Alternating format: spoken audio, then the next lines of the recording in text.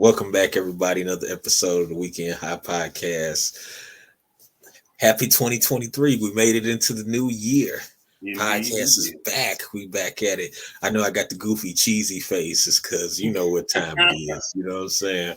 But yeah. if you know, like I know, I ain't got to say. But He said, um, KY. yeah, man, smiling into the new year. That's what we got to do, man. Have a big smile, little positive vibes going out so we can get positive returns. You know what I'm saying? Um, I got my man Big Swag here for another year. We back in it, back at it again. Um, how was your holiday? How was your holiday? How was everything? Look, man, I don't know what I'm losing my voice and stuff. He said, he come with the Louis Armstrong. Yeah, Yeah. baby. No, man, but my holidays was great, man. I mean, my son came home from college, got to spend 10 days at home, and he wasn't even ripping around. It was cold, but the only thing he did was door dashed outside the house. Spent a lot of quality time, made some cookies, stuff like that. It was nice. Miles was in seventh heaven, boy. Hell nah. Y'all had the matching pajamas on, cocoa, cookies, and all No, that stuff. we did have some stockings hanging though, but we ain't had the cookie plate shit You, set you out. took a you took a picture like Judge Mathis did with his family. You had the mask on. You were sitting there. I don't know if you seen that picture. Man, look up Judge Mathis family Christmas picture, man, and you're gonna be dying laughing. And he got a mask on. They saying he look hella sus. The judge looking hella sus, and no disrespect, Judge Mathis, but you is kind of looking a little, you know what I'm saying? But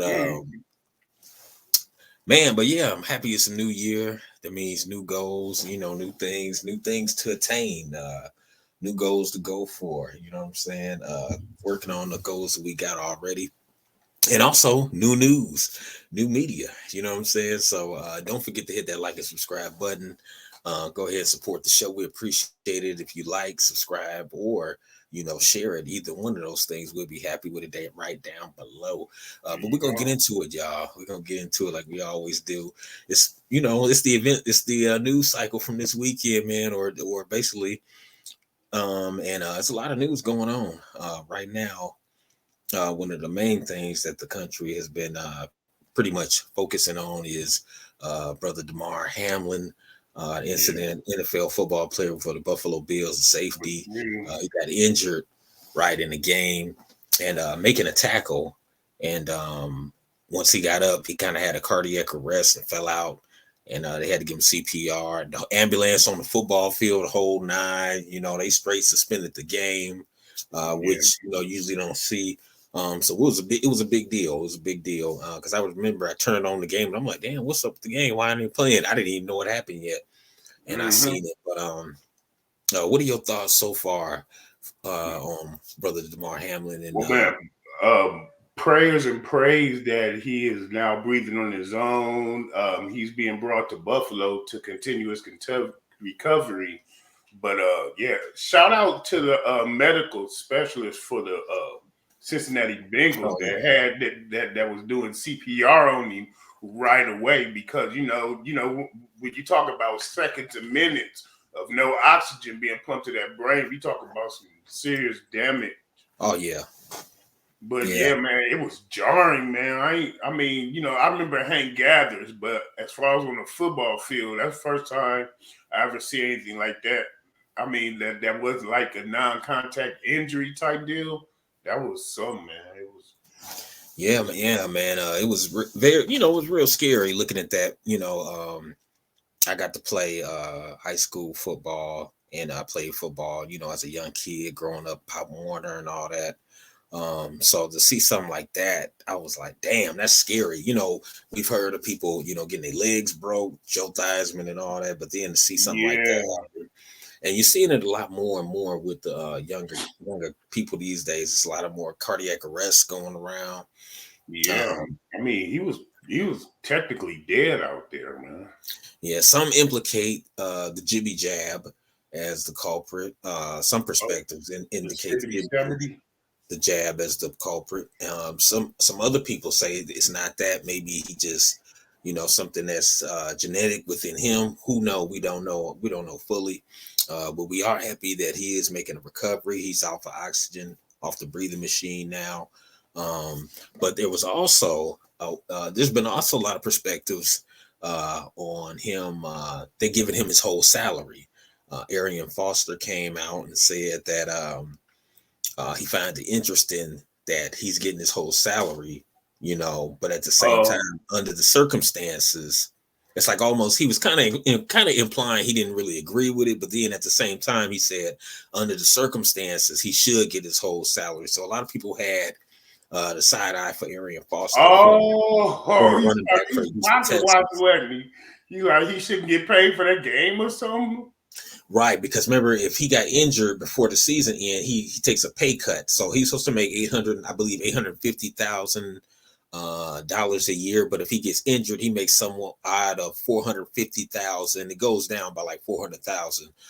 But in this case, since of what the ordeal of what happened and the magnitude of what happened, the Buffalo Bills decided to say go ahead and pay him out. But now Arian Foster, he was a former running back Yeah, for the I Houston remember Texans, Texans. and Yeah, and he was quite injured in his career. He had a lot of injuries, and he was saying he finds it kind of, I guess in a way, I guess he felt kind of cynical, like dang, he getting his full money, I didn't get my full money. Might have been the kind of notion, but at the same time, he came back with it and said, well, under the circumstances of what happened, he deserves to get his full pay. he So cleaned that. He cleaned it up, huh? yeah, he tried to do like Skip did, you know what I'm Yeah, saying? I'm a little tone deaf though coming Keep the out. game going. But at the same time, I feel why they, what I'm Right. saying? So also there was another opinion out here, former coach of the Indianapolis Colts, Hall of Fame coach, Super Bowl winning coach Tony Dungy had came out and he had some interesting Your things to hero. say. Basically, there was an article that said that he was ripping an article that said that black athletes' injuries in football, um, basically, they have something to do with underrepresented positions of power, and he claimed that through the process of racial stacking, coaches allegedly racially segregate by playing position and put black athletes at a higher risk. The article said. So basically, the article added that fans tuning into football are desensitized to violence. So basically, while this form of entertainment has been normalized, Hamlin's injury demonstrates that ordinary violence has potentially deadly consequences and highlights how black men's athletic labor sustains this brutal system. Tony Dungy shot down the main points of the article. He said, as a black man, a former NFL player, he can say the article is ridiculous. And but how do you feel about that notion? So basically, they're saying, once again, I go over it. They're saying that the article has the opinion that black men are overrepresented on the playing field and underrepresented in positions of power. And the article also claimed that through the process of racial stacking, coaches allegedly racially segregate by playing position and put black athletes at a higher risk. What do you think about that?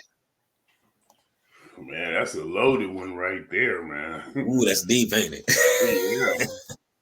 Oh, by the way, You shout out to Tony Dungy, former Steeler. Thank you.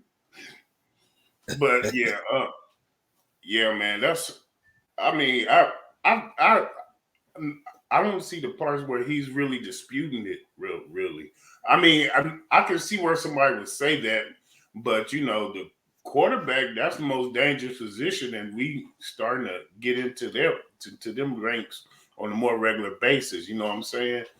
I mean, but I mean, it kind of has a lot to do with ability too. You like your punt returners.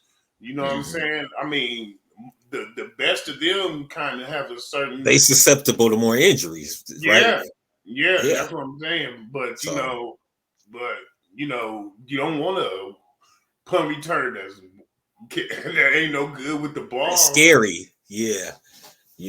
I ain't gonna lie. Look, when I played football back in the day, I never wanted to return. Hey, I look, played I in did sixth it. I grade. did it when they asked me to, but I usually didn't like doing it because I never, because when you up and you got to pinpoint that ball, you know what I'm saying? you pretty much free game. If you know what I'm Yeah, saying, free range, you don't especially do against you inexperienced don't players call at that fair level. fair catch on it, you free game out there for the Wolves. So yeah, man. Now, also, now, how do you feel about Tony Dungy disagreeing? Now, the article, once again, now, this is another point the article made. It said, while the form of entertainment has been normalized, Hamlin's injury demonstrates that ordinary violence has potentially deadly consequences and highlights how black men's athletic labor sustains this brutal system. So, what do you feel about Tony Dungy disagreeing with that? He said it ain't got nothing to do with it. Well, I mean, kind of. It's a nice way of saying that. I mean, the most dangerous position probably is the punt returner. Then after that's the quarterback. But you know what I'm saying? It ain't too many white punt returners because they not as fast. Yeah. I ain't I trying mean, to. but it used to be because remember they used to have Tim Dwight. Tim Dwight used to be Oh, one. Tim the White, And you yeah, had man. Don Beebe. You had, Hey, but you're man, right though. It's only been like two or three of them that I could think yeah, of. You know what I'm saying? yeah. You But like right now, you got Cooper Cup, you got Christian McCaffrey, and yeah, a couple other ones. You know what I'm saying? But mhm. I kind of see why Tony kind of poo pooed on it because he a football player first. But what I'm saying it like I said, it's real loaded. It's real loaded, and it's hard to answer it one way without sounding like another one. Yeah, yeah. But a quick side note, I'm happy my brother made it, but due to his collapse during the game, it kind of messed up the waters in the fantasy football world. Yeah. Oh hell nah. But it did, it did because like a lot of players had players in that last Monday night game, and because say that money on the happened, line. yep, that passed me But through you to know the what? I championship. think I think back to my stance on it is kind of like Jim Brown's book, The $40 Million Slave, kind of like Oh yeah, kind in of the like in the Kaepernick. face of the fact that I kind of agree with the article a little bit. I think football as a whole you desensitize because you see so many people hitting, but at the same time, if we dig deeper, as a whole, I'm talking about all players. It don't matter your race or whatever. You can look at it and say we all desensitized because we used to seeing dudes smash into each other, right? But at the same time, if we dig deeper under that, you see it. If you look at just black men, society is desensitized anyway because if we get shot or killed, there's really no you have to like draw up a bunch of outrage to even what I'm saying. It's like Yeah, we kind of not quote we really don't matter to the dominant society in some ways. So football is just an extension of that. It's like they not.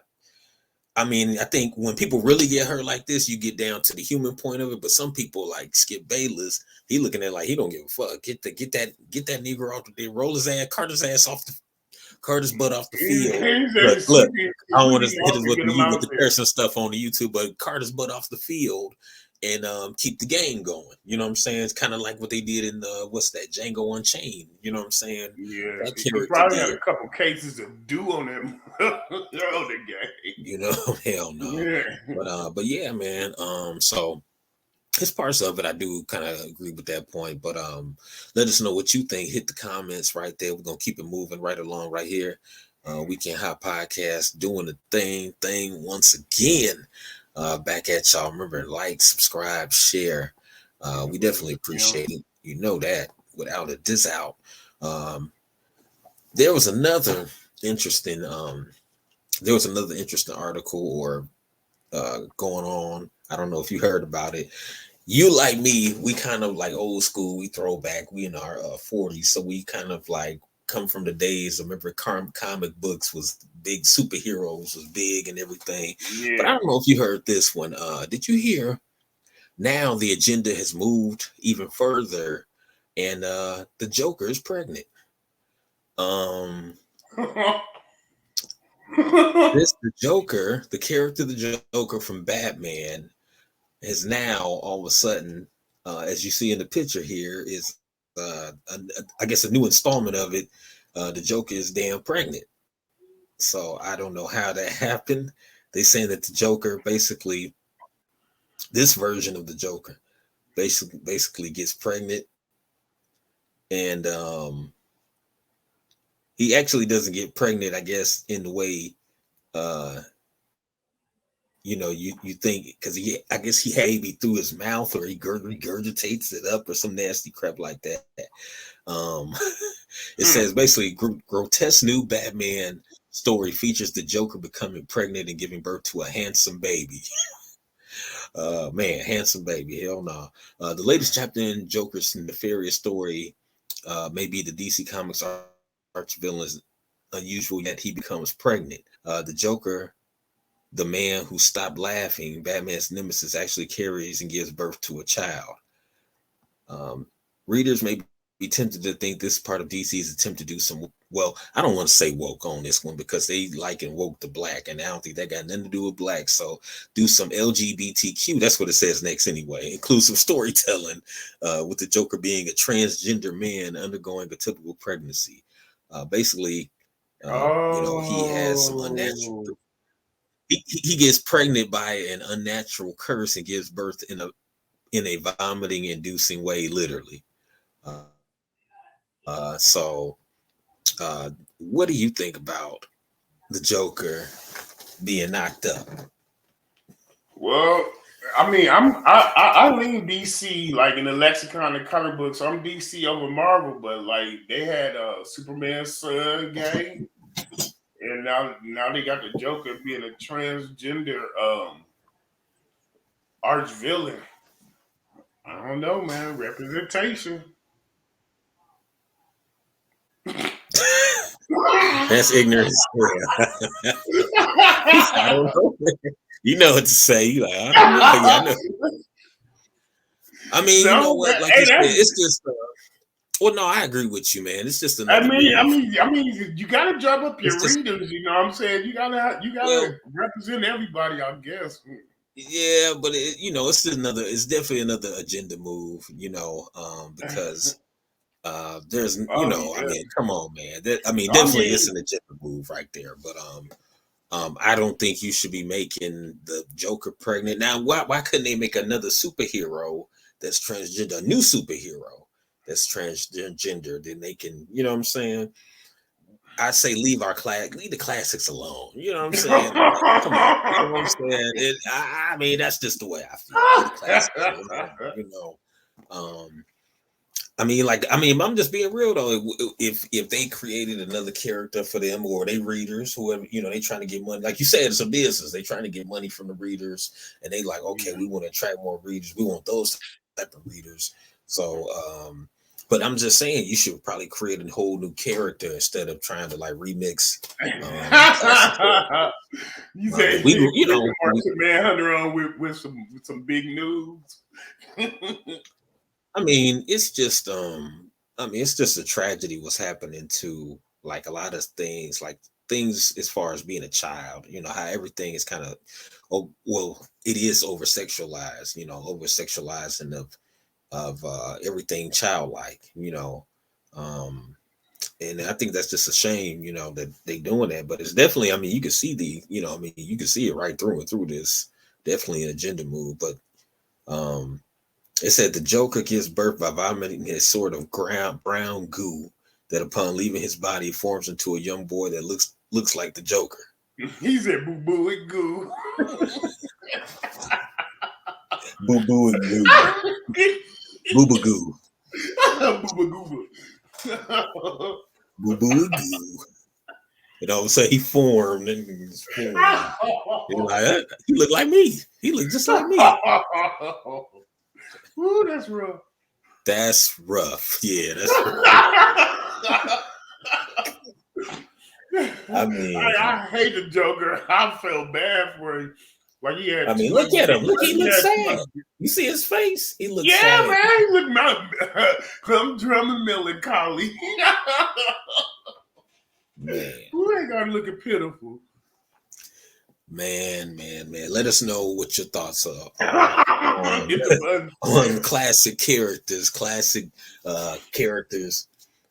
in film or comics or whatever, becoming Should they remix these characters or should they create new characters? Do you Well, think it's agenda or not? Let us know in the they comments. already rewrote the book on Jonathan Kent. So Clark Kent got a gay son now, and that's canon now. Right, we covered that already. We covered. I Yeah. mean, they just keep falling like dominoes. You know what I'm saying? So, it's crazy, man. Well, shit. Marvel, they kind of like. I still have some issues with the way they handled the Black Panther 2, but I'll say that for another episode. Oh yeah, we definitely talked about that last time. But yeah, I already feel your pain with that. With that, we already. And I think that's back when Brother Briss was still, I think, here with us. Shout Yeah, out to man. Brother Briss. Shout out, Shout out Brother to Brother Briss. Briss. Yeah, shout out to our associates, Brother Jamarcus, Brother Briss, Brother Briss, and Brother Chris. Brother So Chris, Brother Briss, shout out to all Brother the Jamarcus. associates there to come kick it with us on the weekend high right here. But we're gonna keep it moving right there. Oh, and you know what? Actually, on the same vein of things, I don't know if you heard this story. There's a Texas man. There's a Texas father that fears his ex-wife plans to chemically castrate his 9-year-old son. Um, I'm gonna go ahead and like put it up here. Basically, a Texas father at the center of a bitter years-long gender transition claims his ex-wife had moved to California planning to chemically castrate their 9-year-old son James, who identifies as a girl named Luna. The dad, Jeff Younger, a dad of two who unsuccessfully ran for Texas State House campaigning on an anti-trans platform, basically said shows his son identify himself as a girl. In the recording, the 9-year-old James is asked if he is a boy, which he replies, "No, I'm a girl." The grade schooler says his mother, pediatrician Dr. Ann George Gurgulis, told him he was a girl, and she also put him in dresses. So basically, he feels like she coached him into being, basically my blood. He said my blood ran cold when I realized what she had planned for that boy. Jeff Younger left says he's afraid his ex-wife plans to chemically castrate the 9-year-old son. And according to the Texas dad, his spouse has uh, has moved with their children to California to take advantage of the state's new trans refuge law. So, what are your feelings and thoughts on this? As you see in the picture on the left, you see him with his son and him when he had his son. So when he had his son was a little regular little boy and, identifies as a boy just like any kid. Now that his son got taken from him, as you see, he got a little beret in his hair and he's he got the head tilt going. Right, and he identified now because his mother's a psychiatrist, and he's saying the mother is basically grooming this child to be a girl. Where So does chemical castration come into the picture? That's a serious ass accusation. So basically, when he was saying when they moved to California, according to Younger, his ex began transitioning James when he was just 2 years old and tried to enroll him in gender clinic in Dallas at age 5. Pediatrician records showed that she intended to chemically castrate him at 8 or 9. So it sounded like she was really had her heart set out for a girl. Yeah. There's been an agenda for this, unfortunately for this young man since he was 2. I mean, and I ain't gonna lie, what I'm saying, I rock with the father, on this one. Like, I would want to try to get my son too. Like, it's like, damn. At least wait till he's old enough to make a choice. You don't want to intervene with nature. You know what I'm saying? I mean, 2 years old, you don't really know. Shit, You're not 5. identifying. He's 9 and already got the pose. Exactly. At that age, at those ages, you're not even thinking about that kind of stuff, unless somebody's grooming you to, or unless somebody's trying to indoctrinate them or something, or somebody has been messing with you, tampering with you, trying to, or over sexualizing you. Like that grooming process, that's the perfect way to put it. Yeah, or exposing you to things you shouldn't be exposed to as a kid, and doing things to you shouldn't be done to as a kid. So, yeah, man, this is a serious situation here. with especially, you know, given the fact that the mother has custody now, and the mother's a doctor. So, and you know, look, you always see them little crazy horror, like thriller psychiatrist movies where the psychiatrists be like, you know, kind of like taking over their mind and stuff, and then like, Yeah. you know, some mental play type stuff like Silence of the Yeah. Lambs, you know. So this could have definitely been happening. I don't think, you know, I don't think the father is lying. But yeah, said that she had a whole plan to get him chemically castrated at 8 or 9. Chemical castration, basically, for people who don't know, refers to the use of chemicals or drugs to stop sex hormone production. Unlike surgical castration, chemical castration does not remove organs, and it is not a form of sterilization. It is also reversible. Gorgulis, meanwhile, has maintained that James is transgender, prefers to wear dresses, and likes to be addressed as Luna. A gender therapist who evaluated James recommended that he begin transitioning by wearing dresses and going by Luna after his mom said the child requested a girl's toy and wanted to be one of the female characters from the Disney film Frozen. I knew he Um, was gonna say Frozen. No, but yeah, that's wild. You know, chemical castration, that's commonly used with sex offenders, violent sex offenders. Like that's how they stop them from raping. They take their mm, bone away. like you neuter a dog, basically. Yeah, like a eunuch Um, and shit. yeah. So this is crazy. So basically, the parents, they've been locked in the battle for some years, you know. So well, hey, all I Well, can say is shout out to him. Hopefully, he wins that battle. yeah, I thoughts think and it's a prayers, terrible man. thing. And good thing chemical castration is reversible. You know, at least he might get a chance to change his mind. Yeah, yeah, right. Yeah, Because, I just I mean, we might very well be reading his story like the ones we was reading with them kids that parents let them get the operation at like 15, 16, and then they aged out and realized they made a mistake, you know. And yeah, then I mean, this dude don't even get a fighting chance, or this girl, or Luna, or whatever you want to. right, right. Yeah, yeah. I mean, yeah, pretty much. Uh, you know, I mean, you just Or you, grown out the gate, no choice. No, you know, I don't know, we got man. the hot radiator topics today. Yeah, yeah, yeah. Move right along. We're gonna go to another hot topic here. Hot topic in the news right now. There was a 6-year-old that got to popping. And I'm not saying that trying to be a joke. It's definitely a serious subject. 6-year-old teacher in Newport News, Virginia. Basically, the they got the 6-year-old in custody after he shot the teacher. He was taken basically police custody Friday, and what happened was a female teacher was shot inside the classroom and added that this was not an accidental shooting. The police chief said there was an altercation between the teacher and the student who had firearm, and that basically a single round was fired. No other students were involved. Authorities say in the Newport News public school district did not identify the teacher or the student involved in the shooting. So, what are your thoughts here on this shooting right here? Crazy as it seems, a 6-year-old Yeah, popping a you teacher know, at school. a Elementary. 6-year-old. I mean, assuming there's no abuse or any type of traumatic stuff already going on in their life, behavior like that has to be imitated. You know what I'm saying? So like he either getting it in like sees on TV or streams on Netflix or PBS Kids or whatever, or he seeing somebody put in work. Because at 6 years old, that's something that you have to imitate, I would think. I know when I was 6, I wasn't trying to go out even Yeah. with cap guns, you know what I mean?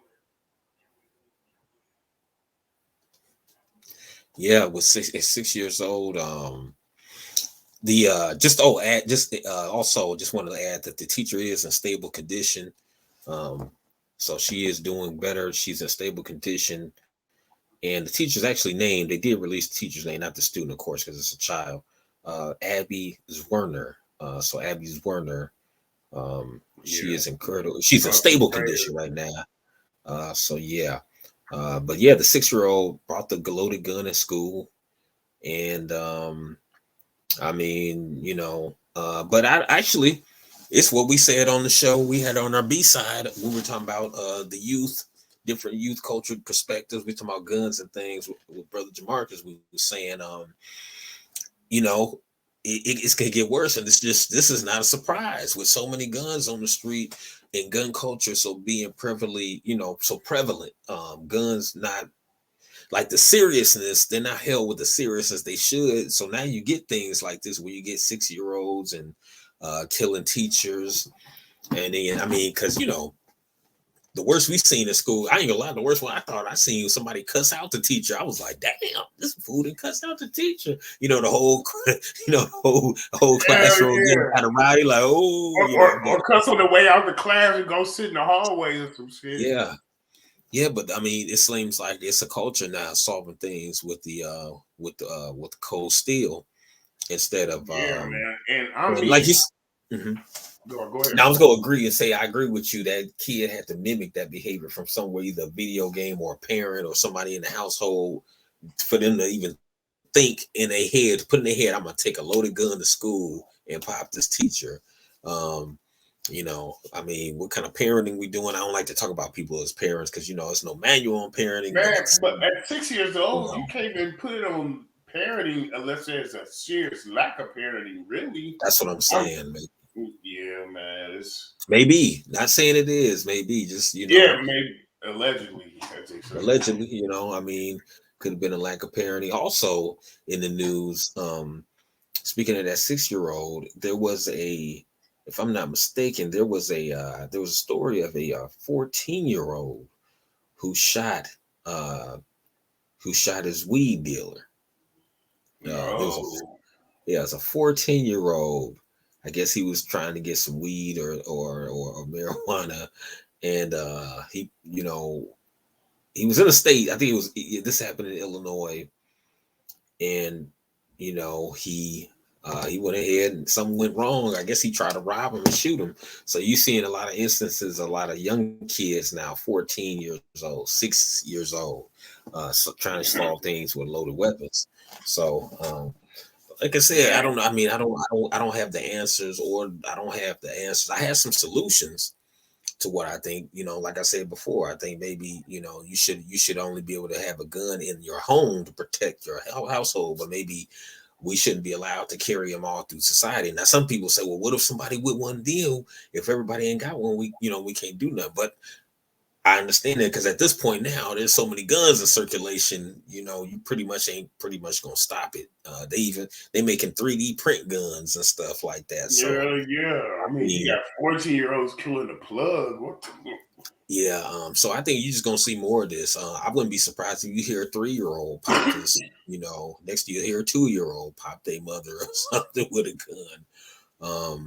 But I'm definitely, if you have a gun in your house, you need to secure it. You need to make sure that you know where it is and not your kids. I don't believe in telling the kids where it is in the household. Keep it in the lockbox. They lock don't even need to code. know you have it. So, Yeah. um, but if some people like to leave it out. Oh, I want to teach my kid how to use. You can teach your kids how to use gun, or take them to the gun range or an instructor. Yeah, But in man. the household, they should not know where your piece is. They shouldn't even know, or if they do know where it's at, they shouldn't have no key to the box. They You shouldn't know know, the code to it. None of that. right, right. Unless you like own a department or a veteran or something like that, and when you teaching them, actively teaching them gun safety on well as gun technique. There's some scenarios where guns, people that's in the military. My dad was in the military, I learned my gun stuff in Boy Scouts. I'm not a big fan of them, but I know how to handle one. Yeah, yeah. I mean, my dad taught me about guns, and too, my father actually. We'd go shoot and everything like that. He taught me, and for some reason, it's like I always been cautious with him, and that's kind of the way he kind of raised me with dealing with guns. Be very cautious because my dad always had guns when I was growing up. He always had like revolvers, 380s, nines. He had all kind of stuff, but it's like I don't remember. And he didn't even have a lockbox. He would just have it in his drawer. Like I knew where it was, but I never like went and messed with it. Like I already knew it was serious business. You know what I'm saying? So I didn't even, of course, in them days you didn't go through your parents' stuff. I didn't go through my parents' stuff like that. No way. But he taught me, it's something that you don't play with. Basically, how it was put to me, and I never messed with it. So I remember I was like 5 years old, and my grandma had just got a new pistol for protection, and she was showing my mom and dad. My grandma lived down in Kokomo. She was showing my mom and dad and her friend from church that was over there, and then she put it in the drawer and went away and just left it alone. I snuck back in there and I pulled that gun out. You know how they knew I had the gun? Because it was one of them old dresses with the handles like a knocker. Yeah. They heard that handle, they knew instantly. And she got rid of that gun after one day of having that pistol. She got rid of it because I was in there playing with the gun. And my brother was in the room with me, and he was like 2. You know what I'm saying? Mm-hmm. But it could have been a cautionary tale, but they came and cleaned up the situation. Yeah. I never saw that gun again, man. I heard that, yeah. Definitely be careful out there, gun owners, and definitely be careful. Make sure you license and straight, And, moving right along, definitely gonna move on. And prayers out there to the teacher and her family, and to the 6-year-old, you know what I'm saying? Because that's still a kid. They that's there. They're gonna spend years of counseling over that mess. Right. So moving right along, man, another story, hot story in the topic. We're gonna move it back to sports. This mug right here, Dana White. Dana White, man. I don't know if you heard Dana White. Basically, he I think it was on New Year's or New Year's Eve, there with his wife out in Vegas, and they had some words, and then all of a sudden he got to slapping her up. She slapped him, and he slapped her. Sparring session. And, yeah, they had a little sparring session. Snappy tappy. And but the thing about it is, Dana White, basically, he had no excuse for slapping his wife, but fans, fighters, and the media still basically are caping for him, and we kind of know why. But he signed a new check. They caping for him. Even on ESPN. ESPN alleged that ESPN reporters are not allowed to speak on him. But the funny part is when it's people are saying when it's a black athlete, they send coverage nonstop. Like Kyrie, they was nonstop on him. Ime Udoka nonstop on him. You know what I'm saying? What happened with him? And he didn't do, what he did was, really wasn't, it's some normal relationship mess, but it wasn't they pulled out the gag order for Dana White. Right. So, but he, you got this man out here straight slapping his woman in public, and then, now it's like they don't want him to get no kind of backlash. So, UFC President Dana White has offered no excuses for slapping his wife on New Year's Eve. However, that hasn't stopped MMA fans, UFC fighters, and media members for supplying justifications for White's actions. Basically, White slapped his wife Ann while the couple was in Cabo San Lucas, Mexico. TMZ released an interview where White spoke about the incident. During the interview, the TMZ representative seemed to attempt to set White up with an excuse for his actions by saying, "We were told by people who were in the club that at least for them seemed there was a lot of alcohol involved in the situation." So once again, they come up with all kind of excuses, just like they did Jerry Jones. Jerry Jones, he was just curious. He was just looking. Man, that He, shit swept he under the didn't rug like he yesterday. right. He didn't know what was going on. Man, that was a long time ago. So now I mean, it's plain as day. So now you got Dana White, slapping his broad up. Now I guarantee if it was video of Patrick Mahomes slapping his wife in public and him Oh, slapping back. it's video of Dana White slapping her up in public. Yeah, it's video. It's on video. Oh, oh man, they sent Ray Lewis to the Iron Maiden. I mean Ray Rice to the Iron Ray Maiden over Rice, there. right? Exactly. But I tell you what, Um, they in bed with the UFC. ESPN is, you yeah. know, Oh, uh, uh, yeah. UFC is like 1/3 of ESPN Plus. They paywall app. yeah. So and also, so basically, that's why uh, ESPN reporters, ESPN employees, I'm sorry, are asked not to write about Dana White slap in the face. Conflict of Uh, interest. this is another article. So basically, ESPN recently came under criticism for not addressing the recent slap incident involving Dana White and his wife while caught on video slapping each other. People accused of ESPN of not covering the news to their partnership with UFC. Like you said, the partnership. Uh, ESPN writer Jeff Wagenheim has now made a stunning revelation about the company's take on the scenario. According to Wagenheim, employees were told not to write anything incendiary regarding the incident and uh, in social media or on social media. So he said, "We've been told not to write anything about this incident." That's called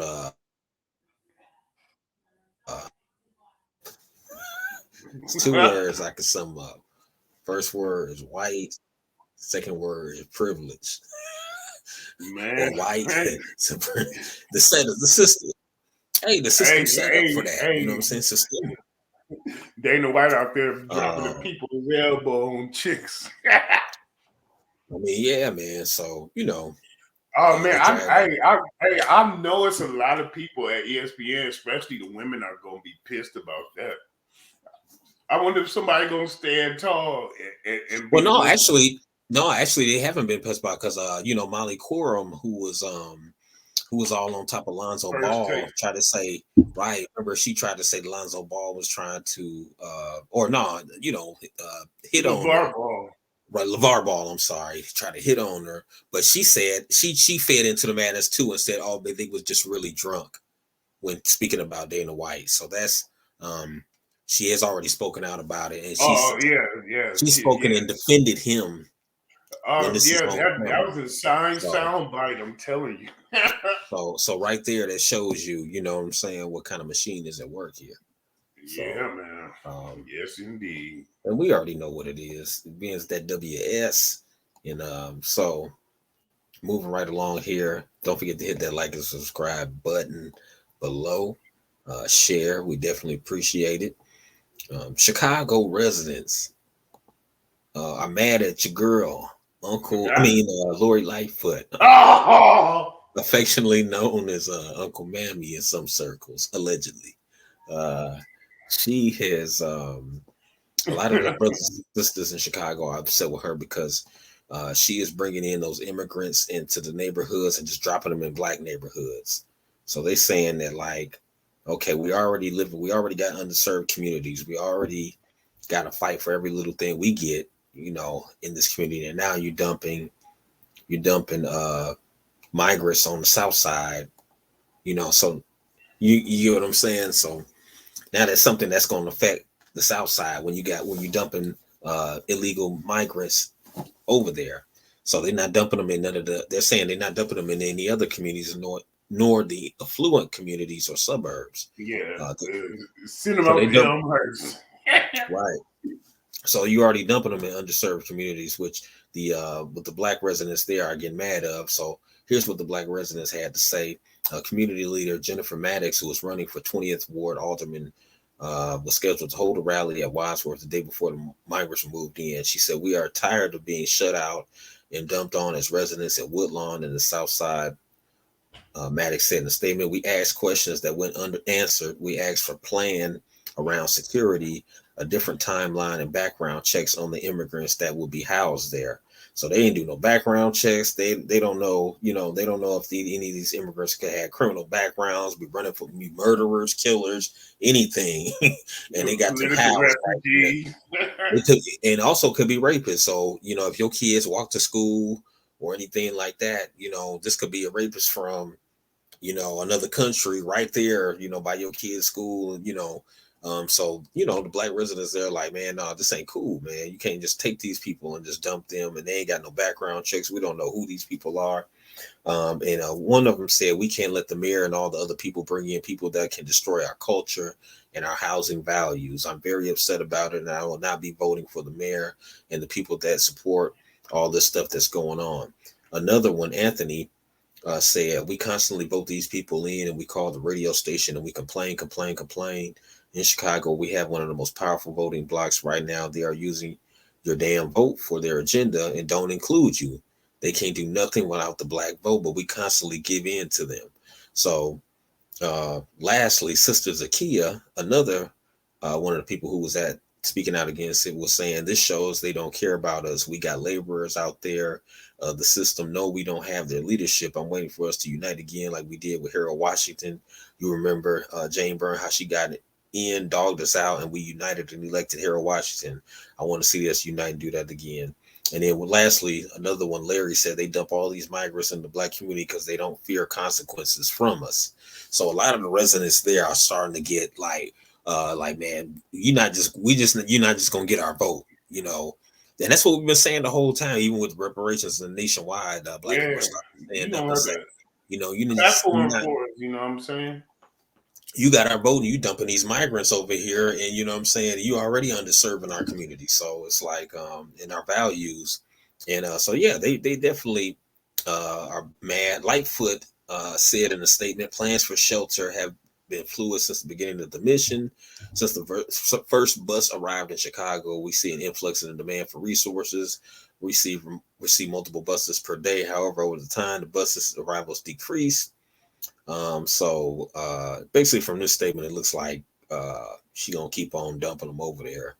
I don't see them changing anything. So yeah, they definitely saying that they're not gonna vote her back in office, which there is an election coming up in Chicago for the new mayor. So yeah, that ain't really getting her no cool points for re-election at all. That cool point. So she won't be doing this little pose she doing with the chopper suit on. You know what I'm saying? It's Morris Day. Yeah, he said Morris Day game. Governor. Okay. Oh, yo. Yeah, yeah, yeah. Shout out. But yeah, moving right along. Uh Another big story in the news. I know you heard this one. We had covered Bruce's Beach. Bruce's Beach.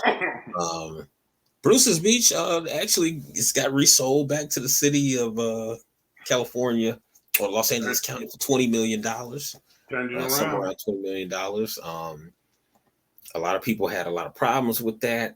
A lot of people were upset about that also because they're like, dang man, we fought so hard to get this property back to the family. Now they went ahead and sold it back. But I mean, they got $20 million for it. Hey man. So uh, I say, just like we've been saying, as far as reparations, cash payments. So now there was also a lot of people were saying, okay, why would they sell it back? A lot of people were saying that the family didn't have the resources to maintain the beach or run the beach like it, could have needed to be run and maintained. They didn't have the resources or money to do that. So instead of letting it like kind of get trashed or letting the quality of it go down, they decided that, maybe they were in over their heads as far as maintaining and running the beach. So they wanted to sell it back to the city and at least get something in there. And that $20 million would help, them as a family and generational wealth.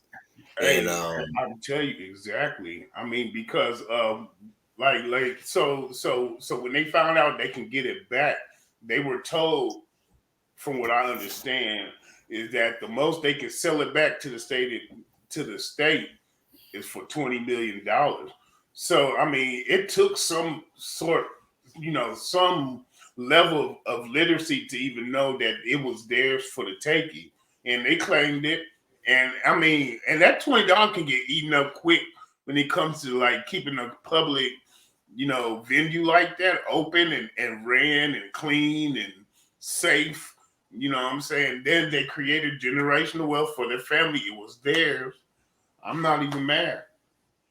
I mean, because it's probably worth Yeah. about 80, 90 million, but, it was stipulated from the beginning when they first gave them the property that the most they can resell it for to California is 20 million. Now they 20 probably, million, right? Like yeah, now they, with them keeping it, it said the original part of the agreement.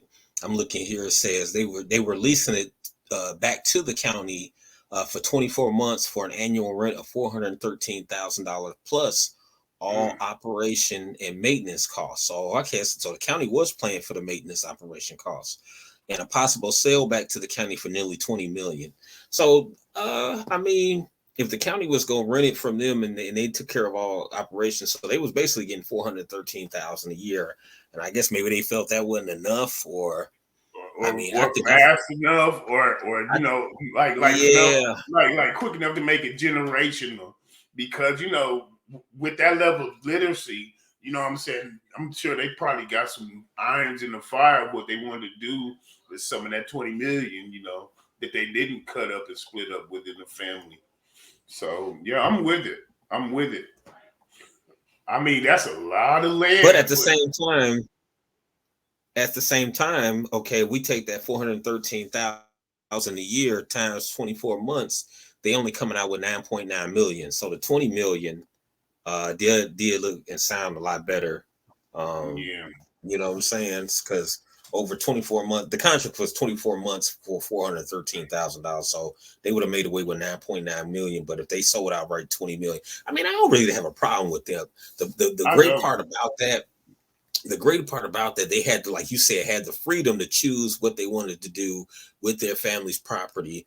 And now they still can have generational wealth with that 20 million. You know what I'm Yeah, saying? Because you can yeah. invest I that mean, into other things. So exactly, now exactly. there was another article. I want to ask you how you feel about this. There was another article that said that another perspective that said why black people losing Bruce's Beach. This is from the LA Times. Why Bruce's Beach was a win for reparations. Why it matters that black people lost it. Now some people are saying there was some thoughts on this that I kind of I wanted to go over. Uh, so you know, basically the property was stolen from the family to begin with. So I think Yeah, 20 million in was the main good. zone. I Yeah, mean, yeah.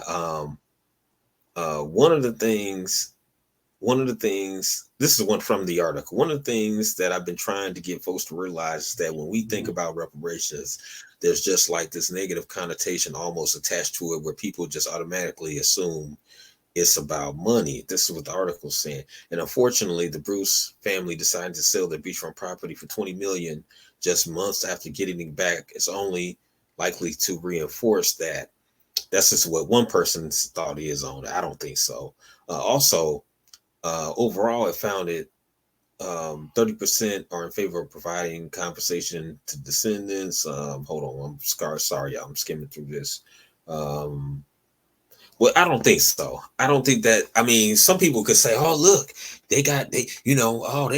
I mean, reparations should be about money because that's what was stolen. Like, I don't know yeah, why that's so. You know what's so crazy? I don't know why that's so hard for people to understand. Reparations ain't about racism. It's not about I didn't like you and you didn't like me. It's about a debt that's owed. People work their whole lives, died working, and didn't get paid. So definitely, I mean, you don't. I mean, nowadays, if a person worked for you for a day and they don't get paid, they're ready to kill you. So you're talking about 400 years of free labor to help build the country. And then you got people saying that, well, no, it shouldn't be cash. Why not? Because that's what was and then spend the next 150 years plus under some sort of subjugation anyway. right. You know, so and then there were laws set up by the government. You know what I'm saying? Laws, you know, like the Jim Crow laws, redlining, and all that. Those are actual laws set up by the Gerrymandering, government. all You that know, shit. Yeah, you know, man. and that's to the people who say, "Well, my people didn't have nothing to do with it. I wasn't. It ain't about you. It's about the government. It's the government did it. It's not about an individual person saying, well, my family didn't own any shit. My family didn't own no Indians, but my tax dollars go to help Indians with you know, just like everybody else tax dollars. So, but it's not about an individual. It's the government did this. The government by illegally, you know, by law put laws up to enslave us. So Right. and take money from us and take wealth from us and And take firebomb us. ability to earn, you know. You know, I mean, damn. You know what I'm saying? I mean, and then we got ancestors that fought in World War I, II, and came back and couldn't even get a damn GI Bill Right. after risking their lives. You know what I'm saying? They had to deal with segregation on top of that. So it's like, come on, man. You know, it's you know, I mean, you just got to do what's right, man. You just got to do what's right, and that's just what's right. You know, Hey, Martin I Luther mean, King said it the best. Go down there and get my check. yeah, I'm ready to go down and get my check. You know, I got a new dream. And the dream is I To need go to down collect there and get our check check. for sure. All right, y'all. Yeah, last story of the night. Last story of the night. Don't forget to hit that like and Already? subscribe. Yeah, we almost home, man. Almost home. Almost home. And Louisiana, man, I got a freaky story here for all you free. It's some freaky people that watch this show. Um, I got another story here. Louisiana Turn my has table. now has ID verification for if you want them freaky people to like Pornhub and stuff like that. There's now Louisiana law requires ID verification to access adult websites, and a lot of people are saying that's a great thing because now, you know, like when we was growing up, only way you could see the freaky deaky type stuff if you had a VHS tape and you had to get that tape. And now our You children and say other you had the children are growing up scrambler with, you box. know, with the access right on their fingertips. Yeah, yeah, you know, they got it right on their fingertips, right on, you know, right on their phones now. Yeah, So I man. think this is a good move that has verification. So basically, what it is that Act 440 went into effect beginning of 2023. The law dubbed Act 4040 officially went into effect. It's centered on people under the age of 18 from commercial entities who distribute material harmful to minors, basically pornography. In order to assure web material is only accessible by adults, Louisiana requires websites with a substantial amount of pornographic material, more than 33.1% to confirm users' age. A screen recording that made its way to Twitter shows an example of what Louisiana-based users can expect to see. The video shows the individual being promoted to create an account on All Pass Trust to access Pornhub, which would provide personal information for age verification purposes through LA Wallet. So, what do you see this new law? And this is something that could go nationwide at some point. What you think about that? Hey, I Ah! like it. Hey, I'm Looking kind of serious, salty man. over there, man. Hey, I'm telling you, man. When you under 18, the only porn that you should be able to get to is the shit that your parents hiding in their bedroom. I'm serious, man. Let's give the innocence back to our children. I'm with it. Let's go. Yeah, I'm yeah, with I'm it. with it too, man. I agree. You know what I'm saying? Yeah, Man, I think that's a it's good because idea. of It this takes you to internet a that the site. most. Go ahead. No, go ahead, go ahead. Oh, I was gonna say it's because of this, these smartphones and this, exposure to the internet and being able to see anything. That's what's leading to charging this desensitization, and then what I'm saying. I mean, and that's why HPV is a vaccine now. Ooh, I mean, not a vaccine, but a vaccine, and what I'm saying. It's because everything is at the fingertips. I mean, how the hell do you expect our youth not to change for the worse when they're exposed to everything unfortunate in the world and everything that'll draw you off the thin and narrow path? Well, you hit a point on this one. Yeah, I like it, man. I'm with it. Now, some people are opposed to the new law that's gone into effect and saying on social media. This is one person said on social media about Louisiana's new Act 440 is that it will require trans women and sex workers, as usual, will be most affected. Another person said of all the wrong things going on in Louisiana right now, like education funding, rising cost of living, crime rate, and lawmakers are worried about porn. Other people, however, are in full support of the law. Excuse me, they're in full support of the law, and say this person said, "I would like Texas to do something similar." Louisiana Act 440 was authored by Lori Schlegel, who says the law is needed to protect juveniles. Someone can sue on behalf of their child. There's no reason to oppose Louisiana porn law unless you're an underage guy mad that you can't watch porn anymore. Uh, some other people are saying it's just another government restriction. They don't like it. It's restricting free speech and being able to do what you want to do. I think I agree with it. I think getting innocence back to the kids, like yeah, because I mean, if you above age, I mean, you shouldn't be mad anyway. You know what I'm Yeah, yeah. saying? Yeah. I was about to say, Like, you why know would you who be else that mad? shit affects? And you know who else that affects? The people going around trolling the internet for underage kids. Exactly, exactly. That would be a That's deterrent. whose feathers gonna be ruffled by the Yeah, shit. that could help with child predators, kids staying away from child predators and everything like that, you know, because they can't Come get on, on bro. there I'm like because Mike they got to Toller. What are we verify talking age. Right. You know, you know, and some people could say, oh, they're gonna find a way around it. I mean, then they might, but at least even if it saves one kid, you know what I'm saying? Let's say it saves shit, 10 kids a year, that's still better than none. You know what I'm saying? about? Hell So yeah. um Shit. I'm all for it. I'm all for it. I'm I'm down with it, with it. Louisiana. You know what I'm saying? Especially, Hey, you I'm know, telling you, man. I'm telling you. I mean, you know, I found my dad's full of porn stash when I was like 15. You know what I'm saying? I spent every year of my life before I was 15 just being just an innocent and sweet. And it was the most peaceful time I ever Hell had. yeah. And you know what's crazy? Louisiana has a lot of history of a lot of sexual debauchery, if you will. So it's good That's to the big see it. easy. What do you mean? Yeah, yeah. I mean, it's good to see things like this come up, you know, because you know we should regulate stuff like this, especially with, like you say, the kids. Man, these kids are over sexualized enough these days with all the shows they got coming out and everything. So yeah, shout out to Louisiana for that. I mean, And I quiet can as give y'all a kept. shout out for that. You know what I'm saying? Yeah, yeah. Salute. Yeah, yeah, definitely. That's a good move right there. Hope to see other states adopt something like that. Also, I'm gonna go small, you know, because I know you said like, damn man, we ended already. I got another couple stories, man. I'm gonna shout out the Black librarians. The Black librarians, man. They pissed off, man.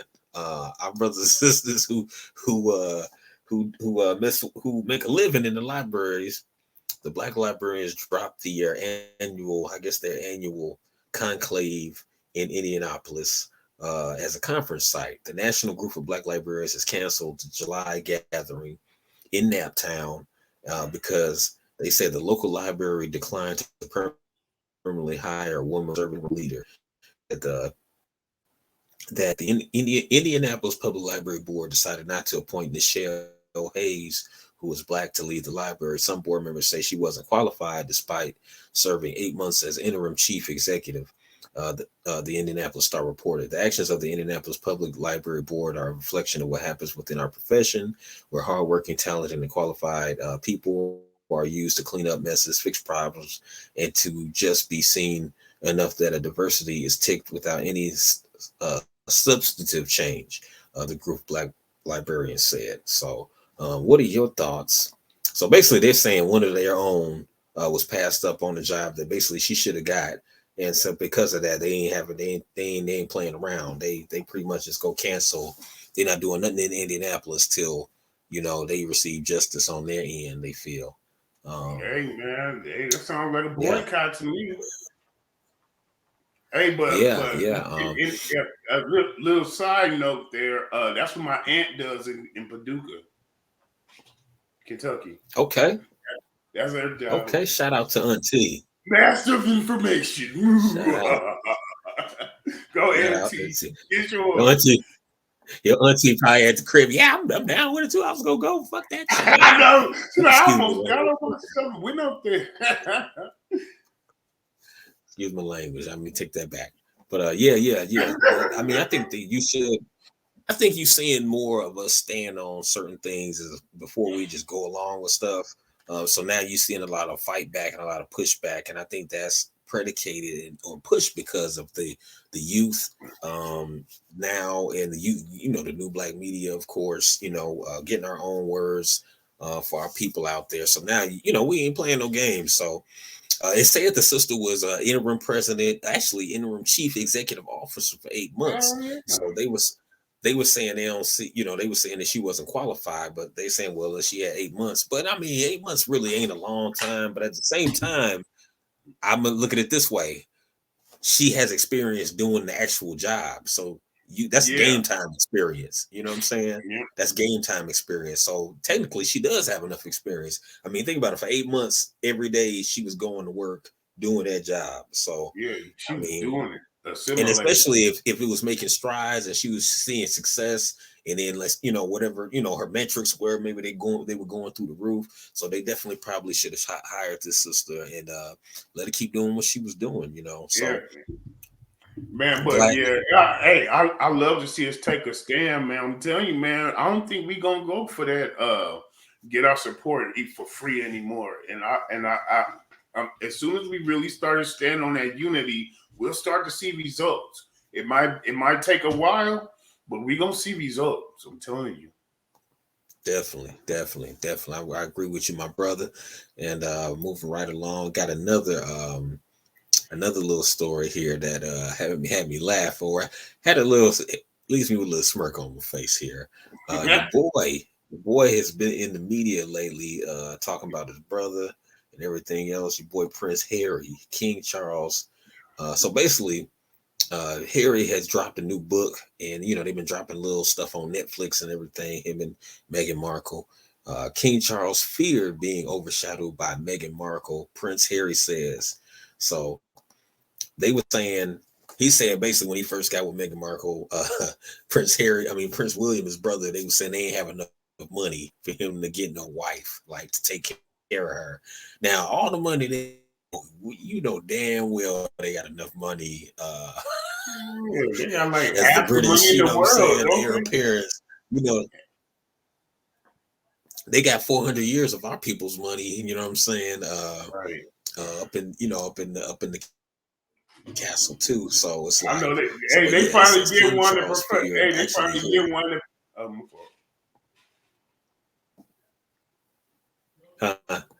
Oh, go ahead. My fault. No, go ahead. You go ahead. It's a I little was just delayed. gonna Go crack a ahead. joke. I You was just good? gonna crack a joke. No, I was gonna say they finally get one that prefers coffee over Go tea, and ahead. they lose Yeah, their man. minds.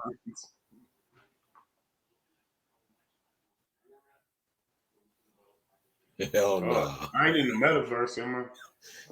Yeah. Hey, but yeah, King Charles, their father. I'm sorry, Charles. There, he said basically, um, he feared he was going to be overshadowed by Meghan Markle. Was worried about having to pay for her upkeep, as he said, royal family is not made of money. Prince Harry said so. Basically, he's like he basically saying he didn't want to spend no money on Prince Harry's half Negro wife, whatever. Mm-hmm. I didn't want to spend any money on her, So that was in the news too. Just running down our last little things. That was the news. That's crazy to me. You already know what's up with the royal family anyway. We really don't have to go into too much detail about it. They didn't want her black ass over. Just like it was funny when she said, "I didn't know I was a black woman until I went over there." Well, surprise, surprise. I don't see how you didn't know you was a black woman. Your mom black as hell, and she Yeah, from Compton. I think she might have just said that, man. I think somebody cued her to say that. But Look. man, You grew up my in the mom neighborhood. I was gonna say no. I was gonna say she grew up in a neighborhood where they was crip walking. Her mom from Compton. They was crip walking. So how you didn't know you was a black woman until you went over there? You know what I'm saying? Come on. But yeah. You just look like a light skinned sister. You know what I'm saying? I mean, you don't really look. Yeah, You know, man, she got the freckles, everything. She ours. especially her mother. Her mother got a little fro and everything, little stud fro, little taper, everything. Oh no, don't do it. I'm like, how you didn't know? You look and you grew up with your mother, so it's like how you. I don't know how you Yeah, didn't I know. mean, That's yeah, because she's yeah, on Sesame Street, I guess she was different, huh? yeah. Right. Trying to play the okey doke. Um, yeah, and so that My concludes. man, my Oh, mom go ahead. was smitten with the royal family, man. Oh, I know too much about them, but I'm now like using the same information I learned to really learn what was happening. So Yeah, and last, actually, we do have one more story. I have one more story here that I have to do. Uh, I'm not sure why. I'm not sure why I didn't have it up here. But lastly, in the news, I don't know if you've been hearing about George Santos. He's the New York politician who lied about his resume and all that kind of stuff. Recently, he was in the news. For one, he's white. He is a white Hispanic politician who claimed he was Jewish. Then the Jewish community came out and said he ain't one of us, allegedly. And he was really recently now in the media for doing this.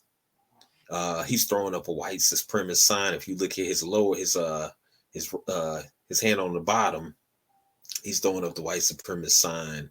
So George Santos has been accused of flashing white power symbol on the House floor. And so you see the lower part, not the hand he's holding up, but look at the hand on the bottom. You see the yeah, WP yeah, he's trying to the, throw up. the Crips and shit. Yeah, yeah. So Santos has been accused of flashing white power symbol on the House floor Thursday. He appeared to flash an OK symbol, which casting a vote for Kevin McCarthy as Speaker. Lawmaker has faced controversy after he admitted lying about major parts of his resume. Uh, I mean, when I say major, he lied about some major stuff on his resume, as far as him working for Goldman Sachs and things like that. Oh, got his ass together, didn't Yeah, yeah. He didn't work what he said he was working. He admits he lied about his career. He lied about where he went to college. Uh, he claimed his mother was killed in 9/11 before backtracking to say she died in 2016. he? Um, Oh, so among other that's things. So yeah, the dude's a big liar, and it's been people in his district that has been like protesting outside, saying that you need to resign. You're unethical. We don't trust you. We don't trust you. You lying about everything under the sun. hell yeah. The trust Um, is gone. I mean, so the voters are like, we wouldn't even voted you in if we would have known that you lied about everything, where you went to school, everything. Um, so he promoted false claims about how his mother died. He tried to say his mother died in 9/11 so he can get some kind of patriotic sympathy. And she really didn't. She died in 2016. Uh, and so basically this dude just pretty much is he's a piece of, he's what type of politician. Lying about stuff, doing all kind of stuff. Of course, he would be the type to undermine us, I believe, allegedly. He also admitted Monday that he lied about job experience. Uh, he Yeah, said he lied about job he checked experience. other boxes on their ass. It said the Queens resident said he obtained a degree from Baruch College in New York, but the school said that they couldn't be confirmed. Uh, he said I didn't. He said he didn't graduate from any institution of higher learning. He's embarrassed and sorry for having embellished his resume. He admitted. He added. He said, "I own up to we do stupid things in life." So, but yeah, everybody is calling. He also said. He said, I never claimed to be Jewish. He said, I am Catholic because I learned my maternal family had a Jewish background. I said I was Jewish. So he lied about being Jewish. So basically, dude's just a lying ass dude, man. Yeah, he Up and said, yeah, the down. one drop rule applies, and So people want him to resign. We're gonna see if he resigns. He don't look like he's not saying he gonna resign. He just rolling with it. Like I lied my way in, so y'all can't get me out of here. So I'm just gonna keep rolling with it. He gonna see if he got enough for that protection, huh? Yeah, man. I mean, well, he got enough for the protection, because he definitely throwing up the symbols. You know what I'm Yeah. saying? He's throwing up the He's symbols. stacking out there. Allegedly, he's showing his allegiance. Allegedly, you know. So yeah. But that's our last story here. We're gonna keep our eye on that dude. Definitely. I don't want him to decide nothing to do with reparations for me or my people. Shout out to FBA family. Shout out to the African diaspora as well, the ones who are on code, who best with us, who rock with us. And shout out to you yourself, man, and give yourself a hug, a pat on the back. You made it another year, 2023, weekend high right here, and we are so many episodes in, getting better and better with every episode. We'll have another B-side episode coming up soon to you with the brothers on there, going over some crazy topics, giving our insight and perspectives. But once again, if you could be so kind as to either donate via Cash App, hit that like, subscribe button. Any one of those things would, definitely make us happy. We want to shout out our full FBA hairlines at 45. Um, Oh, as you see, hey, we broke. hey, hey, But my shit have global warming. hell nah. But it's all good. But yeah, man, happy to be back. We'll see y'all on the flip side. Weekend High Podcast. The realest out here on YouTube, man. Rock with us. Peace. We out. Peace.